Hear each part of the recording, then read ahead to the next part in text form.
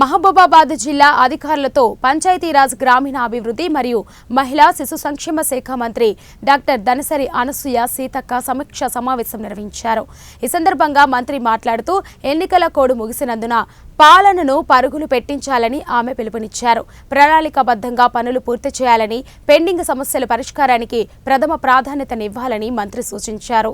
3 months pending ఉన్నాయి, చాలా works కూడా పెండింగ్ ఉంది, పబ్లిక్ ఇష్యూస్ కూడా పెండింగ్ ఉంది। సో కష్టంగా అనిపించినప్పటికీ మరి ఆ కాలాన్ని కూడా మనము ఇప్పుడు పరిగెత్తించి పనిచేస్తే తప్ప ప్రజలు ఇప్పుడు చూస్తే ఇంతమంది వచ్చారు ఇక్కడ అంటే ఎక్కడ పోతే మనం తక్కువ మంది వస్తారో అక్కడ సమస్యలు లేనట్టుగా, ఎక్కడ ఎక్కువ మంది వస్తారో అక్కడ బాగా సమస్యలు ఉన్నట్టుగా।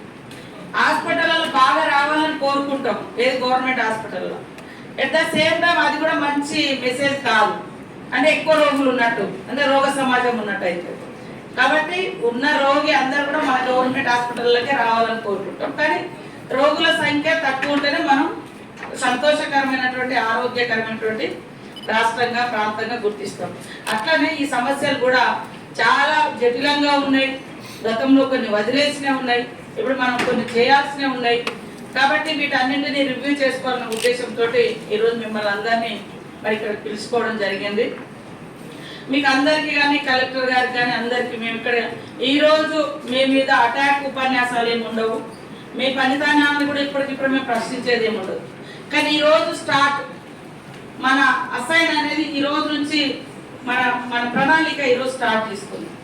కలెక్టర్ గారు కూడా ప్రతి 3 నెలలకు మేము రివ్యూస్ అంటే జనరల్ బాడీ రివ్యూస్ ఉంటాయి, 2 months ఆర్ 1 month లో మరి ఇట్లా ఇంటర్నల్ గా రివ్యూస్ పెట్టుకోవడం ఉంటుంది, కానీ 15 days ఒకసారి అందిస్తుంది, సపోర్ట్ చేస్తుంది అని కూడా తెలియజేస్తా ఉంది।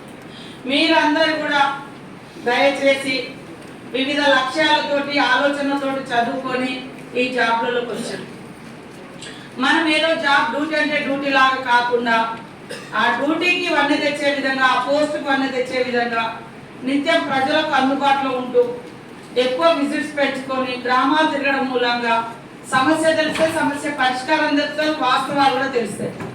ఆ రకంగా మీరు దృష్టి పెట్టి మరి జిల్లాను సమస్యలు కాకుండా మరి ఆదర్శవంతమైనటువంటి జిల్లాగా చేయాలని, అది జరగాలంటే మీ మీదనే డిపెండ్ అయి ఉంది, మీ పనితనం మీదనే ఆధారపడి ఉంది।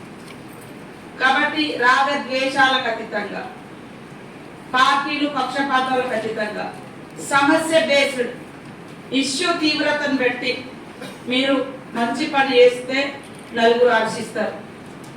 కాబట్టి కుట్టుకకు గిట్టుకకు మధ్య ఉన్న కొద్ది కాలాన్ని, మీ జాబ్ కాలాన్ని, ఇప్పుడు ఇంట్లో సంతోషంగా ఉండాలంటే జీతాలు రావాలి, జీతం ఎవరి పేరు మీద వస్తుంది అంటే పబ్లిక్ సర్వీస్ గా ఉన్నాం కాబట్టి ఆ జీతం వస్తుంది।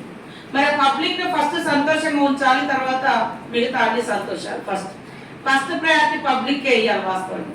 సరే మనది కుటుంబ సమాజం కాబట్టి, కుటుంబాలకు ప్రయారిటీ ఇచ్చే సమాజం కాబట్టి మన వ్యవస్థ కుటుంబాన్ని గౌరవించుకుంటాం, పిల్లల్ని కుటుంబాన్ని కాబట్టి ఓకే, అది ఎంత అవమానకరంగా ఉంటుంది।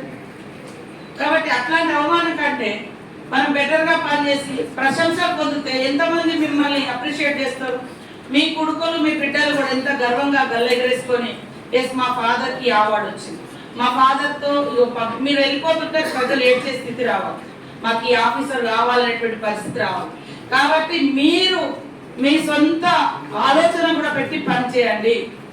మీరు గ్రౌండ్ లో మేము మొన్న డిఆర్డిఓలతో మీటింగ్స్ పెట్టినాం, మహిళా క్యాంటీన్లు అనేది ఇక్కడ కూడా మనము మహిళా శక్తి క్యాంటీన్స్ పెట్టాలని చెప్పడం జరిగింది। వాళ్ళు రకరకాల అక్కడ దొరికే ఐటమ్స్ బట్టి కూడా పబ్లిక్ ఒక ఉపాధి కల్పించవచ్చు మహిళలకు అని మేము ఆలోచన చేసినాం। కాబట్టి ఆ ఊర్లలో మీ శాఖలలో మీ పరిధిలో ఉండే సమస్యలు ఫస్ట్ ఐడెంటిఫై చేసుకోండి, ఒక 15 days or 1 month or 3 months ఒక ప్రణాళిక